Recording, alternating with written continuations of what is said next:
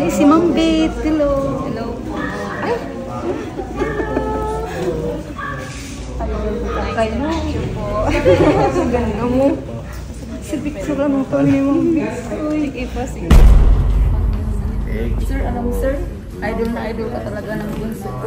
So, andito ngayon kami sa SG Luxury Haven kung saan gaganapin yung creativity event. Kaya andito, isasama ko yung si Mudra, saka yung kapatid ko, ayan o. Nama ko yung kapatid ko kasi idol-idol niya si Sir Gavin. Kasi siya yung top 1 idol niya, kami pang top 8 lang daw. Diba sir? Diba boss? Oo. Oo. Kapo talaga. Boss, andito na Sir Gavin boss. Ayun o, Sir Gavin boss. Hello po.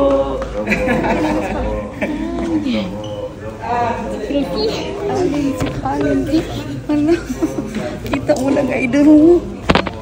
G, ba't mo kasi nasa back? Hello po. Ay, si Ma'am Beth. Hello. Hello. Ay! Kayo mo. Ang ganda mo. Sa picture lang po ni Ma'am Beth. Sige pa, sige po. Ano, nag-review pa Ma'am Beth sa Davao. Kasama yung bunso ko. Idol niya si Sir Gavin.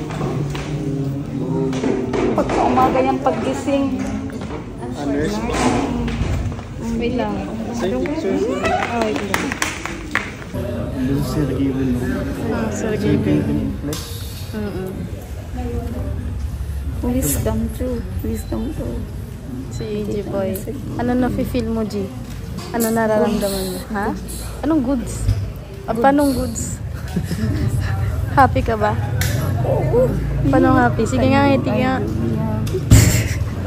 Sige talaga. Kasi dito na tayo.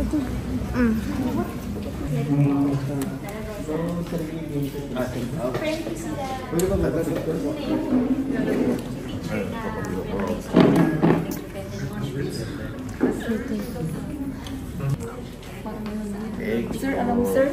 Idol na idol ka talaga ng bunso. Pag-gising po, pinanood niya yung talaga araw-araw. Lahat po. Nakita niya. Wish come true na talaga. Picture kayo dalawa. Picture kayo dalawa. Kasi idol na idol talaga niya. Pag-gising niya eh. Sir Allen. Pa-picture din tayo sir. Sir, pa-picture.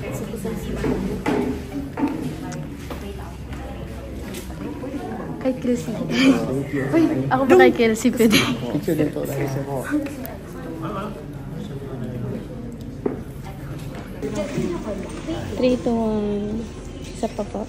Kasi ma'am. 1, 2, 3. One more. 1, 2, 3. Nice.